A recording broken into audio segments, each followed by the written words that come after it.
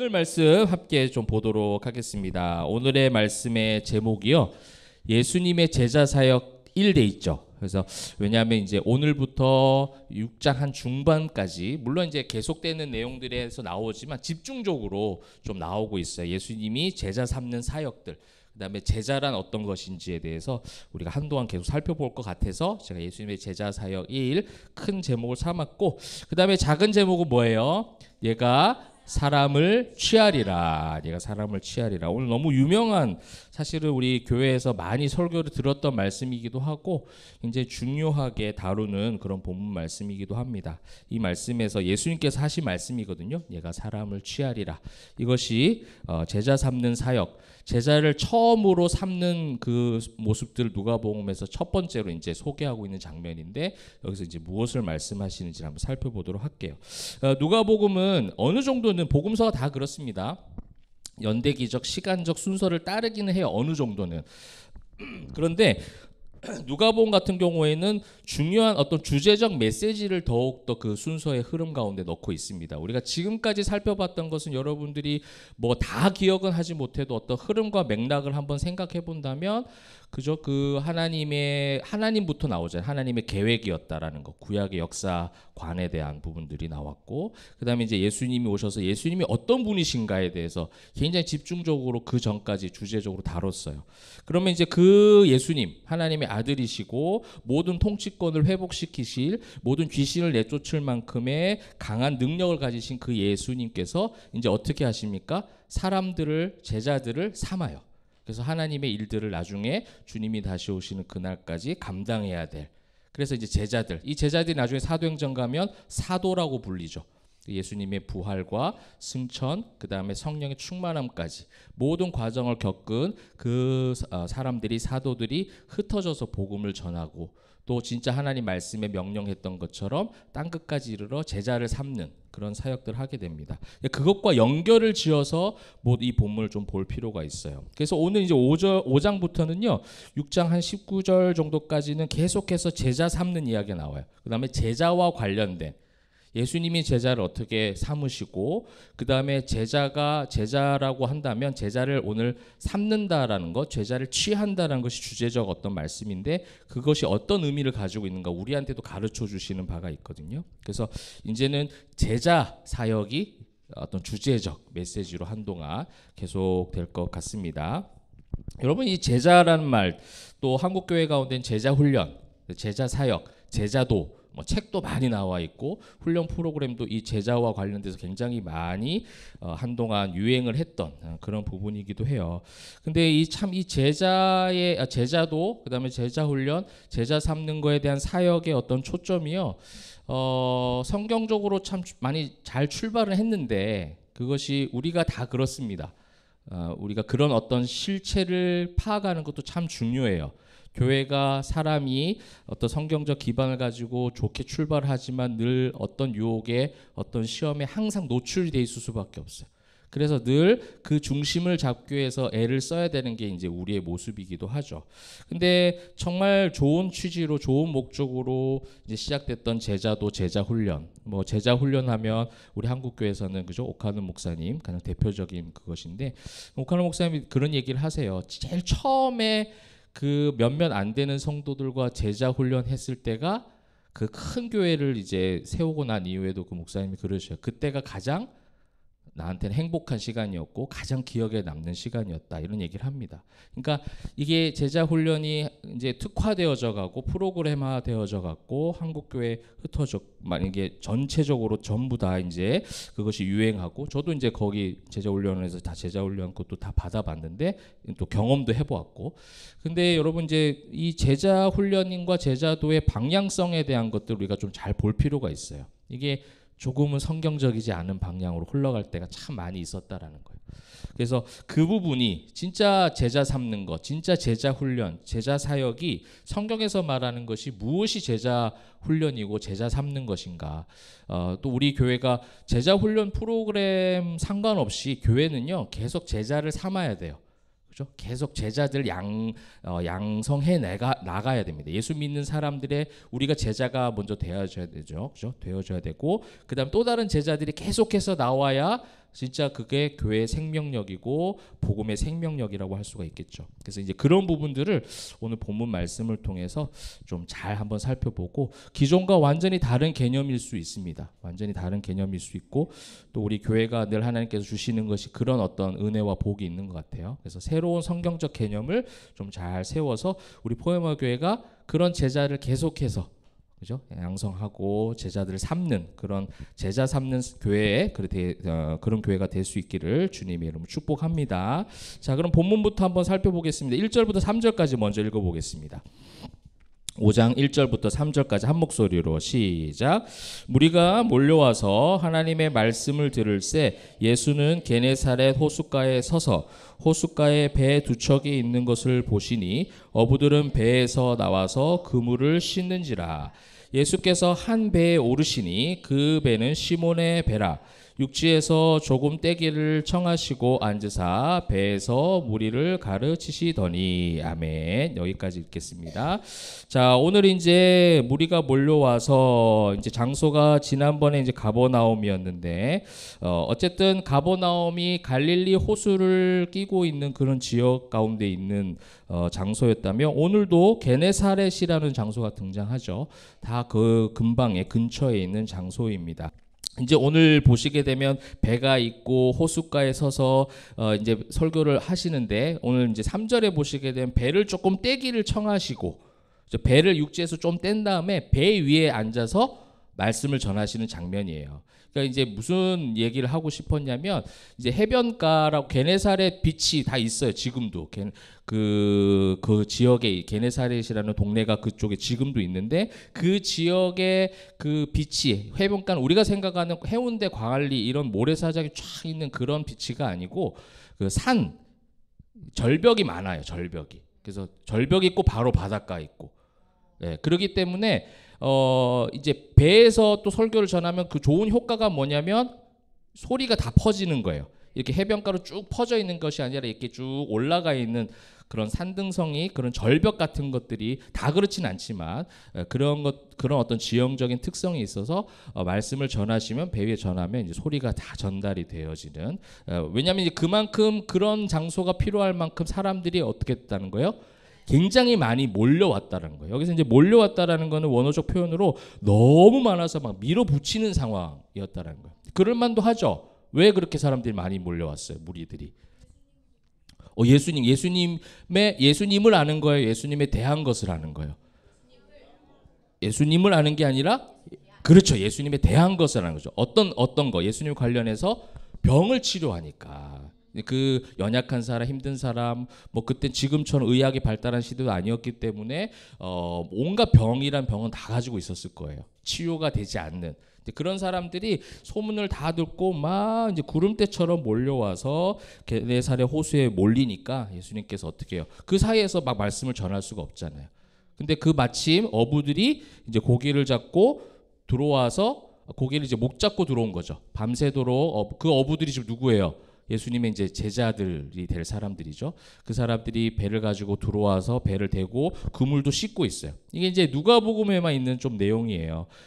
다른 마태나 마가를 보면 그물을 던지는 상황에서 예수님께서 다시 깊은 데로 가서 그물을 던져라 이렇게 하시는데, 누가는 조금 특수하게 그걸 세밀하게 표현을 해요. 고기잡이가, 그러니까 마태 마가 느낌이 어때요? 고기를 계속 잡고 있는 도중에 안 되니까 다시 새롭게 시도하는 것처럼 보이죠. 누가복음은 어떤 느낌이냐면 2절에 나와 있는 것처럼 배에서 나와서 그물을 씻는지라. 그러니까 한마디로 고기 잡는 모든 것들이 끝난 거예요. 실패로 끝난 거죠. 한 마리도 못 잡았으니까 그물을 씻고 완전히 이제 힘이 다 빠져서 자포자기 하고 있는 그런 상황. 그런 상황 가운데 그 배를 이용하셔서 예수님께서 배에 오르셔서 말씀을 전하시는 거예요. 사람들이 엄청나게 지금 연안에 많이 몰려 있고 그 말씀을 전하시고 있는 장면인데, 오늘 이제 1절 말씀 보니까 무리가 몰려와서 하나님의 말씀을 들을세, 그죠? 이제 예수님께서는요 병을 고치는 사역만 한 게 아니에요. 사람들이 예수님에 대한 것을, 병을 고치는 예수님의 관련된 능력에 사로잡혀서 막 몰려왔지만 예수님의 사역을 보면 균형이 딱 잡혀 있어요. 어렵고 힘들고 필요한 사람들에게는 그러한 능력도 베푸시지만 그렇게만 베풀고 기적만 베풀어서 사람들에게 인기를 끌려고 하시 아니하시고 어떻게 했냐면 하나님의 말씀을 가르치시는 거예요. 여기서의 말씀의 헬라어는 뭐겠습니까? 로고스. 잘하시네. 로고스예요. 로고스. 로고스의 말씀, 하나님의 말씀을 전했다는 거예요. 그러면서 이제 3절에 보시게 되면 예수님을 아는 것에 대해서 가르치시는 하나의 표현이 나오죠. 배를 조금 떼기를 청하시고 앉으사 배에서 무리를 가르치시던, 이게 무슨 단어겠어요? 지난주 했던 스리랑카, 그죠? 기노스코. 그죠? 기노스코예요, 이게. 그러니까 뭐예요? 예수님을 알도록 말씀을 지금 막 가르치고 있는 거예요. 그러니까 예수님의 사역은 그 방향으로 하고 계시는 거예요. 왜냐하면 어떤 사람들 그런 질문해요. 예수님 다 고쳐놓고서는, 그리고 고치는 사역, 그렇게 기적을 베푸셔놓고서는 그것만 바라보지 말라고 하면 어떻게 사람이 그러느냐, 이제 이렇게 질문하는 사람도 있는데, 성경을 잘 보면 예수님의 사역은 어떻게 돼 있어요? 굉장히 균형 잡혀 있어요. 그러니까 우리가 이거를, 교회가 또 목회자는 저도 그렇고 여러분들이 함께 그런 균형을 잘 맞춰가야 돼요. 교회는 한 방향, 말씀 공부만 열심히 하자 이것만 해서는 안 되고, 말씀을 공부했으면 어떻게 해요? 일상에서 그걸 살아낼 수 있는 에너지들을 자꾸 발휘하고, 여러분 로고스 모임할 때 그것을 발휘한 이야기들을 함께 나누는 거죠. 그래서 함께 이야기하고 용기를 얻고, 저분은 그 말씀을 로고스의 힘을 가지고, 로고스가 뭐가 되는 거죠? 로고스가 잘하셨어요. 달란트를 주십시오. 네, 로고스가 레마가 되는 거예요. 삶의 말씀이 되는 거죠. 나의 삶을 주장하는 말씀으로 그 균형, 로고스와 레마가 같이 함께 갈 수 있어야 되는 거예요. 왜냐하면 로고스 하나님의 말씀은 그냥 살아서 운동력이 있고 생명력이 있고 능력이 있어요. 근데 그 말씀이 so what, 그죠? 내 삶 가운데 어떻게 적용되어져서 어떠한 힘을 발휘하는가, 이거에 대해서 더 많은 우리는 기도와 관심이 필요하다는 거예요.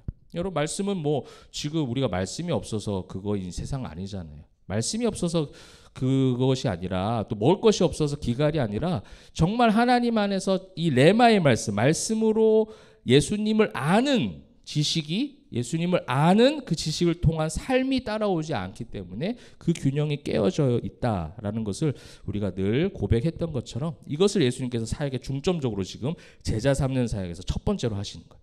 제자 삼는 사역에서 첫 번째 뭐예요? 말씀 사역이에요. 그죠? 말씀으로 일단은 기초가 세워져야 되죠. 진짜 말씀이죠.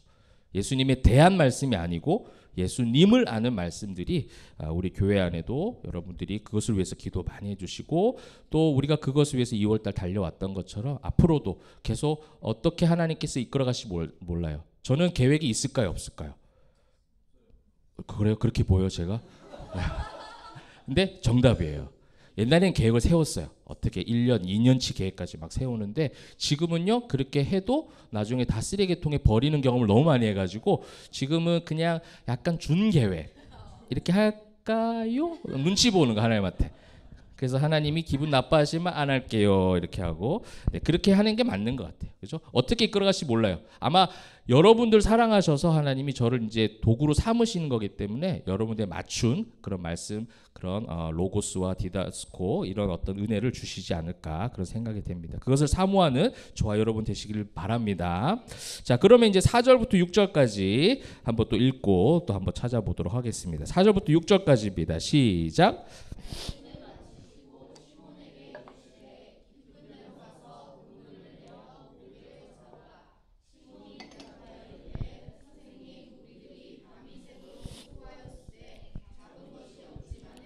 말씀에 의지하여 내가 그물을 내리리다 하고, 그렇게 하니 고기를 잡은 것이 심히 많아 그물이 찢어지는지라. 아멘. 우리가 열광하는 부분이죠. 굉장히 좋아하는 부분, 또 부담 가는 부분이기도 합니다. 한마디로 아까 제가 서두에 말씀드렸던 우리가 잘못 알고 있는 제자도, 제자 훈련, 제자 정신, 이런 것들의 함정을 많이 파놓은 장면이 이 4절부터 6절까지의 말씀이 될 것 같아요. 어떤 함정이 있을까 볼까요? 자, 4절 봅시다. 말씀을 마치시고, 자, 이 표현도 참 중요해요. 말씀을 마치시고, 이제부터 시작인 거예요. 이제부터 진짜 이제 하나님의 말씀의 능력이 이제 시작됩니다. 깊은 데로 가서 그물을 내려 고기를 잡으라라고 예수님께서 어부들에게 명령하신 거예요. 말씀하신 거예요. 그러면 이 부분 어때요? 이해가 되는 부분일까요? 아니면 이해가 안 되는 부분일까요? 이해가 굉장히 되지 않는 부분이에요. 지금 날이 밝았어요. 그죠? 날이 밝으면 밤에 보통 옅은 데에서 고기가 많이 있어서 지금처럼 뭐 그런 기술도 막 뛰어나지 않겠죠. 깊은 데까지 막 고기 잡는 게 어려우니까 어떻게 합니까? 밤에 가서 옅은 데에 있는 고기들을 잡는 게 일반적인 어부들의 상식이에요. 그들이 전문가들이기 때문에 그렇게 해야 고기를 많이 잡히는데 그게 되지 않아서 지금 들어온 겁니다. 그런데 지금 예수님은 낮인데 다시 그물을 씻었잖아요. 이 어부들이 마무리한 거예요. 거의 포기 상태예요. 그런데 예수님께서 다시 깊은 데로 가서 그물을 내려 고기를 잡으라고 한다면 어부들의 상식으로는 전부 다 지금 안 맞는 거예요. 지금 다시 바다 가는 것도 안 맞고 날이 다 밝았는데 그 다음에 깊은 데로 가서 그물을 던지는 것도 쉽지 않고 더군다나 뭐가 또 걸릴까요? 여러분들이 어부라고 생각해 보세요. 뭐가 걸릴까요? 안전 맞아, 안전도 그럴 수 있겠다. 예수님 지금 말하는 사람이 예수님이에요. 힌트가 그렇죠. 예수님이 했던 예수님의 전문 분야는 뭐예요? 목수예요. 목수. 어부하고는 완전히 다르죠. 그러니까 어부 입장에서는 목수가 뭘 안다고 지금 할 수 있잖아요. 지금 그런데 그런 상황 가운데 그 다음 5절부터가 이제 함정이 점점 파지는 거예요. 시몬이 대답하여 이르되 선생님 우리들이 밤이 새도록 수고하였으되 잡은 것이 없지만 이게 실제 마음이죠. 그런데 그 다음 보세요. 말씀에 의지하여 내가 그물을 내리리이다. 그러므로 여러분 말씀에 의지해서 깊은 데로 가서 그물을 던지십시오. 깊은 데가 어디며 내 그물은 뭘까? 그죠? 알지 못하는데 그게 어떻게 보면 뭐가 되는 거예요? 순종이죠. 순종. 순종과 헌신에 대한 것을 강조하기 위해서 굉장히 좋은 부분이기도 해요. 근데 오늘 이제 5절 말씀에 보시게 되면 나중에 이거를 이제 제가 살펴볼 텐데 5절에 잡은 것이 없지만은 말씀에 의지하여 돼 있죠. 자, 이 말씀은 로고스일까요? 레마일까요? 자, 로고스 1번, 레마 2번. 자, 1번 로고스다. 자, 로고스. 확실히 들어주십시오. 자, 오케이. 그 다음 2번 레마다. 이건 레마다. 레마 네모밖에 없어요. 레마 5분. 3번 관심 없다. 레마 한번 손 들어보세요. 그 방금 레마 하신 분. 네, 여기 달란트 주십시오. 네, 이거 레마예요. 레마. 다르죠. 하나님께 선포하신 말씀 로고스인데 지금 베드로가 고백한 건 뭐예요? 그 말씀이 뭐가 된 거예요? 들어온 거예요. 말씀이 삶 속에서 들어온 게 제일 중요한 거예요. 여기서 4절부터 6절까지 그가 그물을 내렸다. 깊은 데에 가야 되는데 내 상식으로 안 맞는데 나는 깊은 데로 갔다. 그 다음에 그물을 던졌다. 그 다음에 제일 좋아하는 건 뭐예요? 그물이 찢어질도록 고기가 잡혔으니 어떻게 해라? 말씀에 의지하여 목사님 말씀에 순종해서 여러분들 교회에서 헌신하십시오. 여러분들이 그 고기가 찢어질도록 많아지는 축복이 있을지어다. 할렐루야. 믿습니까? 이렇게 나오는 거죠. 이제 이런 것들이 여기서 이제 파노 함정에 다 빠져버린. 그 다음에 제자 훈련, 제자도 안에서도 그러한 목적과 그런 목표 지향적인 부분들이 너무 많이 있어요. 어떤 사람으로 변화시키고 만들어낼 것인가.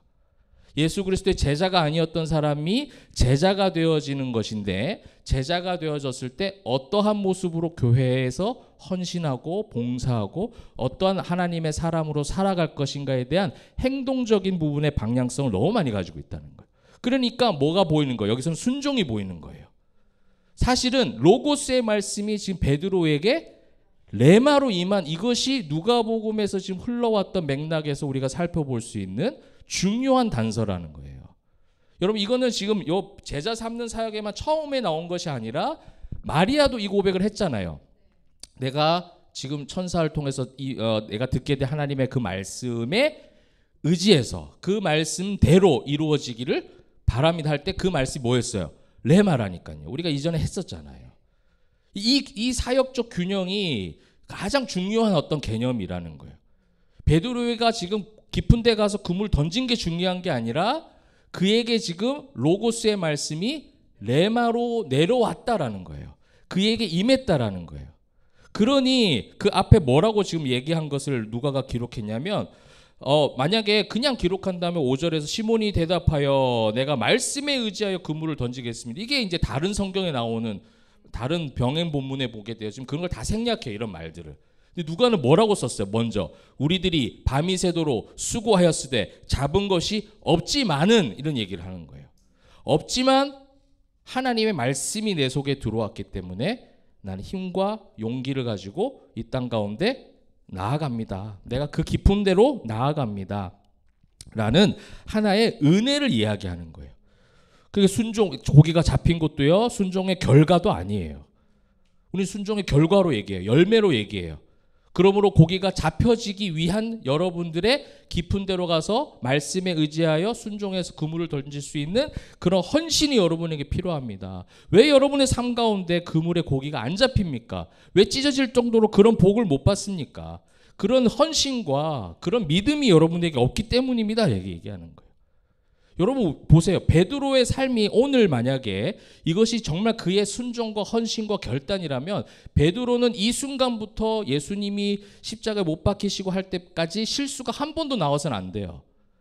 잘못 말해서도 안 돼요. 괜히 주는 그리스도시요 살아계신 하나님의 아들입니다 했다가 예수님 십자가 못 박히시고 부활한다는 그 순환 예고를 얘기했을 때 아닙니다 이런 말도 하면 안 되죠. 다 알아야죠. 진정한 예수님이 오신 이유를 다 캐치를 해야 될 만큼 그런 순종과 헌신과 결단이 최종적 우리의 목표라면 그것이 여기서 이 순간에 이루어진 거라면 나중에 예수님 십자가 앞에서도 저주하면 안 되죠. 근데 베드로가 어때요? 엄청난 실수들을 계속 하잖아요. 결국 십자가 앞에서 예수님을 부인하고 저주까지 하더라는 거예요. 그러니까 한마디로 베드로의 어떠함이 지금 문제가 아니고 로고스 1절에 있었던 하나님의 말씀이 뭐가 되었다? 레마가 되었다라는 것이 제자 삼는 사역의 가장 첫 번째 원칙이라는 거예요.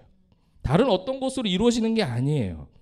하나님의 말씀이 우리 삶 속에 나의 삶의 말씀으로 들어오니까 달라지는 거죠. 그 다음에 여러분 우리가 읽지는 않지만 저 이제 뛰어넘어서 그 극단적인 어떤 제자도에 대한 함정을 발견하는 것 가운데 뭐가 있냐면 11절 보십시오. 그들이 배들을 육지에 대고 모든 것을 뭐하고 버려두고 예수를 따르니라. 마태와 마가는 뭐 더 강조하는 거예요. 막 그 배와 아버지와 모든 것을 다 버려두고 쫓아갔다니까 뭐라고 하는 거예요, 여러분들. 이게 이제 여기서 이단이 되는 거예요. 가정 다, 직장 모든 것을 다 버려두고 헌신하라는 거예요. 여기 와서 합숙해야 돼요. 우리 여기서 먹고 자고 막 해야 돼요. 그죠? 그게 뭐예요? 극단적인 그런 제자도에 대한 잘못된 방향성이라는 거예요. 버려두고 결단을 해라는 거예요. 네가 진짜 예수 믿는 거라면 네가 좋아하는 거 세상적인 거 모든 것을 다 끊어버리고 뭐 불교입니까 기독교가? 그죠? 산속에 들어가야 돼요. 완전히 반대의 개념을 성경적이지 않은 개념을 이런 한 글자 같은 것 한 문장 한 글자를 떼와서 극단적으로 해석해 버리는 거죠. 이 흐름을 우리가 봐야 되는 거예요. 누가복음에서 지금 말하고 있는 제자도는 뭐냐? 베드로의 헌신이 아니에요. 베드로의 그 어떤 순종이 아니에요. 이거는 지금 뭐를 첫 번째로 얘기하냐면 로고스가 레마가 되는 은혜로 시작됐다라는 거예요. 제자가 삼아지는 거. 여러분 자기 자신을 보십시오. 우리가 구원론에 대해서도 그렇게 고백하잖아요. 나의 나 된 것은 주님의 하나님의 은혜라. 나의 어떠함이 아니에요. 내 공로로 예수 믿어진 게 아니에요. 내가 노력해서 이 자리에 모여서 함께 예배하고 주님을 찬양할 수 있게 된 게 아니에요. 입술을 벌려서 찬양하고 귀를 열어서 하나님의 말씀을 듣고 하는 모든 것들이 다 주의 은혜라. 주님의 은혜의 선물로 가능해진 거예요. 불가항력적 그 은혜로 우리가 예배하는 예배자로 살아가게 된 것이지 뭐 나의 성품, 성향, 기질, 경험, 지식 그걸로 되는 게 절대 아니라는 거예요. 그러니 어부의 상식을 뛰어넘는 깊은 데로 가서 그물을 던질 수 있는 바로 바뀌어지는 그런 변화가 거기서 이루어지는 거예요. 사람은 그렇게 할 수가 없어요. 하나님의 그 불가항력적 강력한 은혜가 레마의 말씀이 임하니까 그러한 것을 할 수 있게 되었다라는 거예요. 그래서 진짜 제자 삼는 것은 바로 은혜로 시작한다는 것을 우리가 볼 수가 있는 것이죠. 자, 그러면 그 다음에 이제 우리가 이 함정들을 살펴보았다면 말씀 속에 있는 예수님이 그 제자 사역에 대한 참된 정의와 교훈을 한번 살펴봐야 되겠죠. 자, 7절부터 9절까지 한번 읽어보겠습니다. 시작. 이에 다른 배에 있는 동무들에게 손짓하여 와서 도와달라 하니 잠기게 되었더라. 시몬 베드로가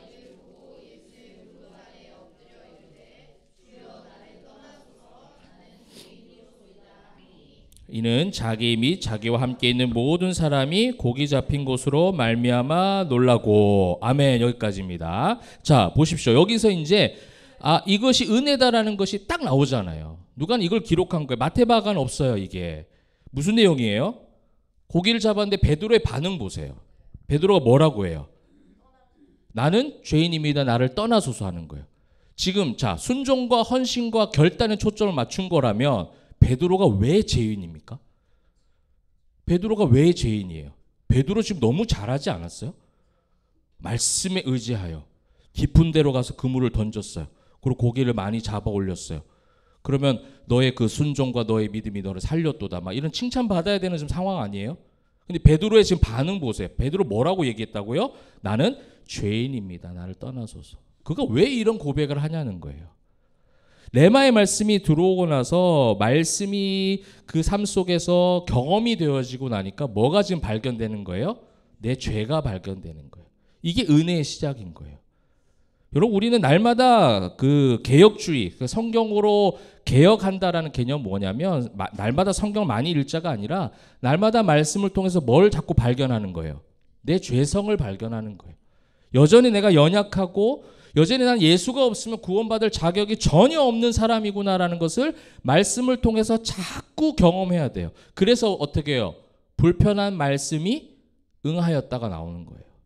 불편해야 돼요. 말씀을 통해서 내가 가지고 지금 생각, 내가 가지고 있는 행동들, 내가 맺고 있는 모든 관계들, 내가 지금 삶 속에서 하고 있는 모든 자세와 태도들, 마인드, 가치관 이런 것들이 성경적이지 않은 것을 말씀을 통해서 계속해서 발견해가면서 불편해져야 돼요. 근데 그것을 고치는 것을 내가 할 수 없기 때문에 그때 그 불편함을 통해서 뭐가 이루어지냐면 치유의 역사가 시작되는 거예요. 그래서 예수님이 치유 사역을 하신 거예요.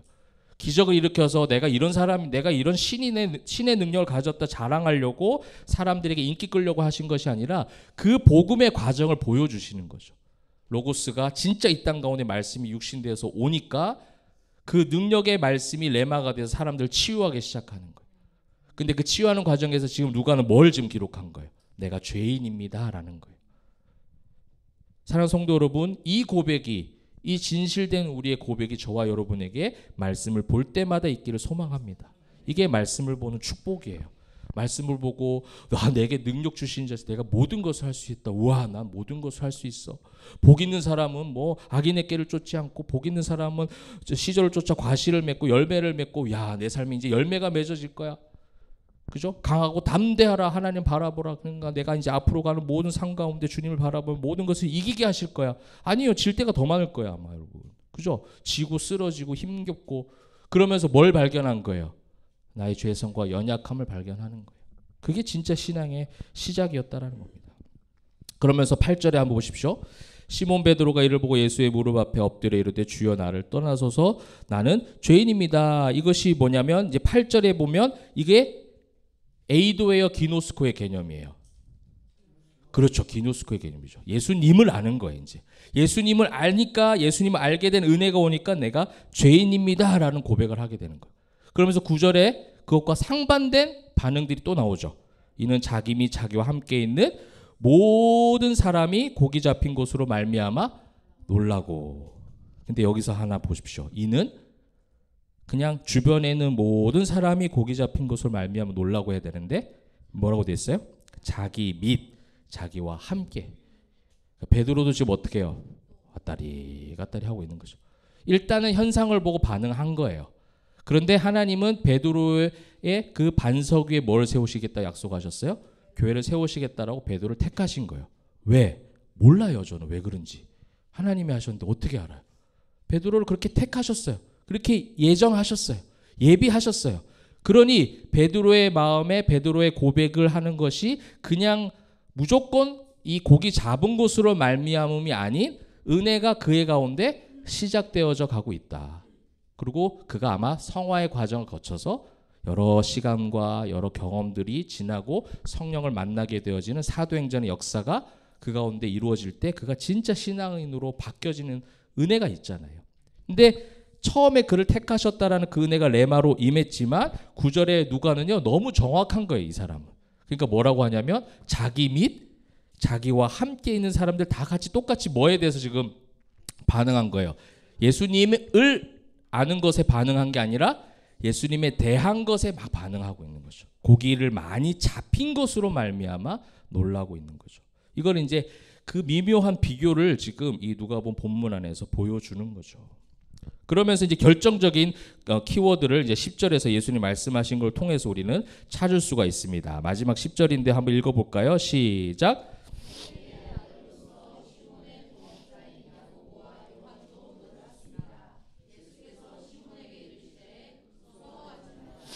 이제 후로는 얘가 사람을 취하리라 하시니 아멘. 자, 여기서 이제 제가 제목을 삼은 부분입니다. 얘가 사람을 취하리라. 이게 제자도에서 가장 중요한 하나의 누가복음에서 가르쳐 주시는 정신이에요. 자, 그러면 여기서 취하리라라는 말이 좀 어려울 수 있어요. 그죠? 이 취하리라는 어떤 뜻이냐? 헬라어로 보시게 되면 뭐예요? 쪼그레요가 아니고 조그레요. 네. 쪼라고 발음하지 말고 조그레요. 조그레요가 어떤 뜻이에요? 생포하다, 취하다, 생명을 구하다라는 어떤 뜻으로 성경에서 많이 쓰이는 단어입니다. 그러니까 네가 사람을 취하리라라는 말은 결국 뭐가 되는 거예요? 네가 나중에 생명을 살리는 일을 하게 될 것이다. 네가 또 다른 제자들을 삼게 될 것이다 얘기하는 거예요. 네가 무서워하지 말라. 이제 네가 나의 제자가 되었다. 이렇게 얘기한 것이 아니라 네가 나중에 누군가의 생명을 구하게 될 것이다라는 먼 훗날의 이야기를 지금 하고 계시는 거예요. 당연히 이해가 안 됐겠죠. 그럼 이거를 우리가 조금 더 이해하기 위해서 제자라는 단어, 그 다음에 제자를 삼는다라는 것이 또 성경에서 구분해 놓은 걸 또 찾을 필요가 있어요. 이게 이제 오늘 마지막 가장 중요한 부분인데 여러분 잘 한번 생각해 보시면 좋겠습니다. 여러분 제자하면 헬라 한번 보여주십시오. 뭘까요? 마데테스예요. 마데테스. 이게 명사예요. 제자, 디사이플. 우리가 말하는 제자죠. 그죠? 마데테스 명사입니다. 이것이 나중에 누가복음 5장 30절에 등장을 합니다. 이 단어가 바리새인과 그들의 서기관들이 그 제자들을 비방하여, 그러니까 이 마데테스라는 말을 써요. 주로 이 단어가 제자라는 표현을 쓸 때는 이 단어가 신약 성경에 굉장히 많이 나옵니다. 거의 한 260번 정도 이 단어를 사용해요. 그러니까 제자라는 단어를 공식적으로 오피셜하게 많이 쓰는 단어로 마데테스를 써요. 그런데 신약 성경에서 딱 2번 나오는 걸로 진짜 제자가 되는 것은 다르게 표현하더라는 거예요. 여러분 그것을 우리가 볼 수 있는 성경이 있어요. 예수님께서 마지막에 하신 말씀이에요. 마태복음 28장 18절 19절 한번 읽어볼까요? 시작. 예수께서 나와 말씀하여 이르시되 하늘과 땅의 모든 권세를 내게 주셨으니 그러므로 너희는 가서 모든 민족을 제자로 삼아 아버지와 아들과 성령의 이름으로 세례를 베풀고. 여기까지 너무 잘하는 말씀이죠. 유명한 말씀이에요. 예수님께서 승천하시기 전에 마태복음 마지막에 이 말씀을 하셨어요. 근데 여기서 제자로 삼아 할 때는 마데테스가 아니에요. 제자로 삼아라는 표현은요 어떤 헬라어 단어를 쓰냐면 마데튜오라고 써요. 마데튜오. 제자 삼다예요. 동사예요. 아까는 명사였죠. 제자. 그러니까 우리는 이 명사형 마데테스에 너무 많이 집중해요. 이 마데튜오의 차이는 뭐냐면 제자가 되는 거예요. To be a disciple, to make a disciple. 제자를 만들다, 제자로 삼다, 제자가 되다예요. 이게 신앙이에요. 신앙. 마데테스가 나쁘다는 게 아니라 마데테스라는 명사형에 머물러 있으면 사실은 명목상의 제자일 수도 있다는 거예요. 그냥 내가 목사니까 마데테스가 되는 거예요. 마데튜오가 되는지는 아직 몰라요. 제자로 만들어지는 거, 제자로 삼는 거, 이게 무엇과 아까 본문 연결되는 거죠? 조그레오, 그죠? 제자 삼는 거, 생명을 살리는 거, 생명을 취하는 거예요. 이게 이제 가장 중요한 제자 삼는 사역의 2번째 부분인 거예요. 처음에 아까 우리 말씀이 로고스가 레마가 되는 그 은혜로 시작되는 거라면 그 은혜가 시작되었던 그 과정과 그 열매는 무엇이냐? 제자로 만들어지는 거예요. 이게 제자 삼는 사역이에요. 이게 네가 사람을 취하는 거예요. 이것을 우리식으로 적용한다면 뭐겠어요? 여러분이 진짜 마데튜오의 삶을 산다면 동사형이 돼야죠. 움직여야죠. 생각을 바꿔야죠. 말이 바뀌는 움직임이 있어야죠. 그리고 말이 바뀌어서 누군가의 관계 속에서 동사형이 돼야죠. 명사로 난 제자 마데테스 이렇게 되는 게 아니에요. 움직여야 된다고요. 손을 잡아야 돼요. 거부해도 어떻게 해요? 안아줘야 돼요. 싫어해도 축복해주고 기도해줘야 돼요. 이게 마데투오예요. 마데투오는요 2번밖에 안 나와요 성경에. 그만큼 뭐예요? 제자 삼고 마데투오로 사는 것이 너무 어려운 거예요. 은혜가 아니면 할 수 없는 거예요. 내가 할 수 없다라는 얘기가 그 얘기인 거예요. 하나님의 은혜가 돼서 내가 명사 마데테스가 돼요. 좋아요. 그 과정 필요해요. 근데 그런 제자가 되었다면 이제 어떻게 가는 거예요? 어떻게 나아가는 거죠? 마데투오로 나아가는 거예요. 사람을 취하러 다니는 거예요. 교회 안에서도 가정에서도 여러분 일상에서도 여러분 마데투오의 삶이 얼마나 해보신 분들 아실 거예요. 괴롭습니다. 힘듭니다. 그죠? 이 은혜가 없으면 할 수가 없어요. 그런 사람을 이런 사람들을 그렇게 세워가고 만들어가고 제자 삼는 거. 네가 지금 베드로 너는 고기 잡는 것을 말미암아 놀라서 나한테 했지만 너에게 지금 은혜가 있어. 그렇기 때문에 훗날에 어떻게 되는 거예요? 그 은혜가 열매가 되어져서 생명을 살리는 사람으로 쓰임 받게 될 거라는 그 사도행전의 역사를 누가는 너무 잘 알고 있잖아요. 그러니까 누가가 그럼 마태 마가에서는 이 표현을 뭐라고 썼을까요? 여러분 잘 아는 표현이잖아요. 네가 사람을 낚는 어부가 될 것이다 이렇게 하죠. 그러니까 우리는 그냥 그렇게만 하는 거예요. 사람을 낚는 어부. 그 표현이 누가 하는지 뭐라고 바꿨냐면 네가 사람을 취하리라. 생명을 살리는 복음의 능력을 경험하게 될 거라는 거예요. 멀리 찾지 마세요. 내 남편, 내 아내, 내 자녀, 우리 교회 성도들 만나는 사람들, 일상에서 만나는 사람들에게 여러분 마데투오의 삶을 살고 있냐는 거예요. 내가.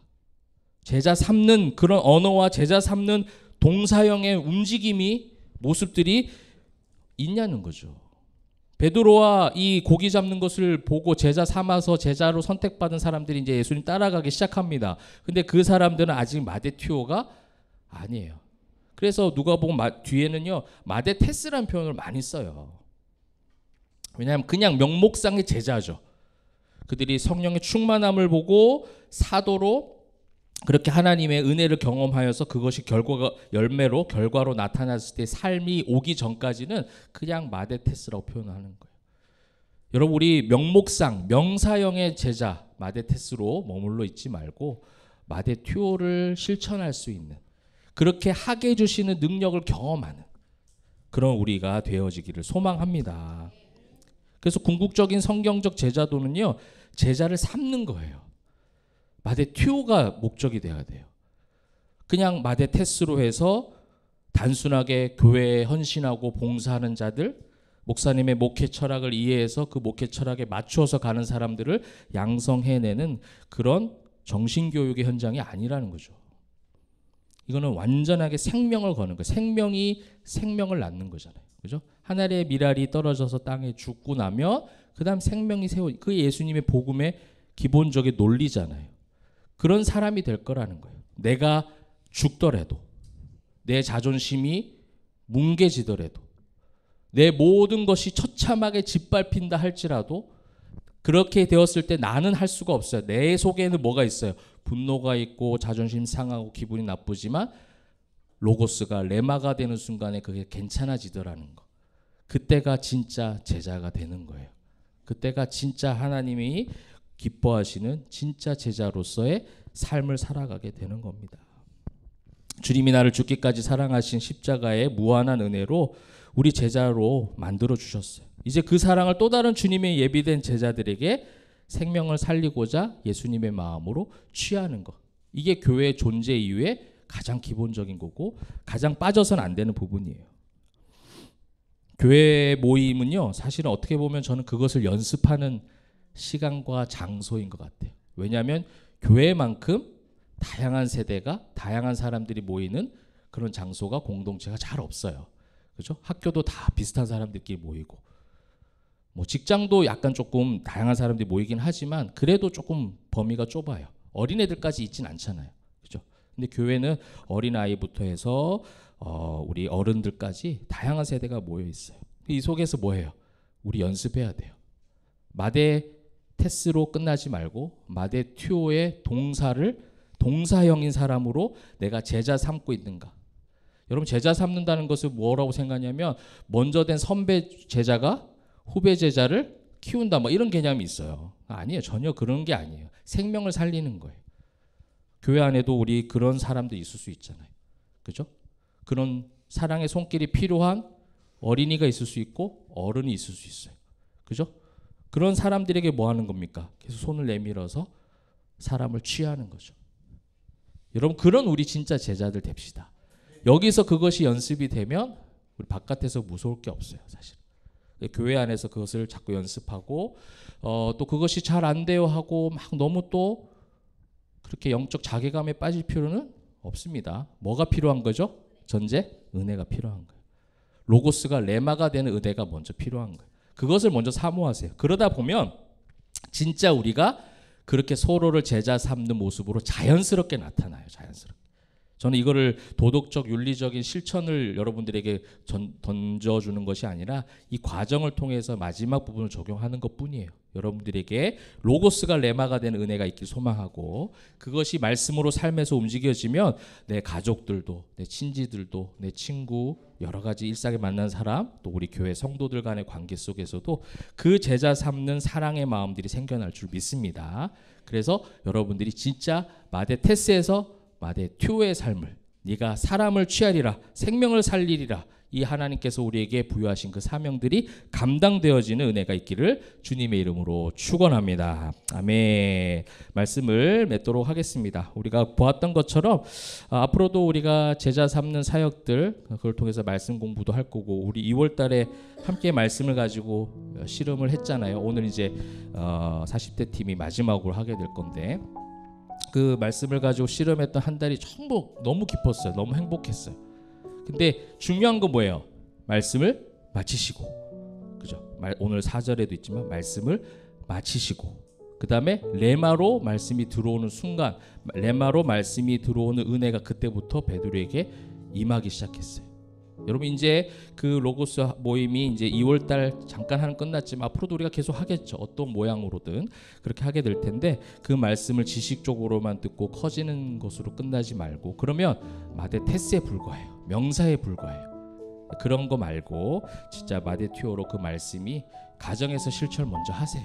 가정에서 실천하고 내 옆에 있는 직장 동료에게 학교 친구에게 그죠? 교회 우리 성도들에게 그것을 실천할 수 있는 그 마대튜오의 그 삶들을 확인해 보시면 좋겠습니다.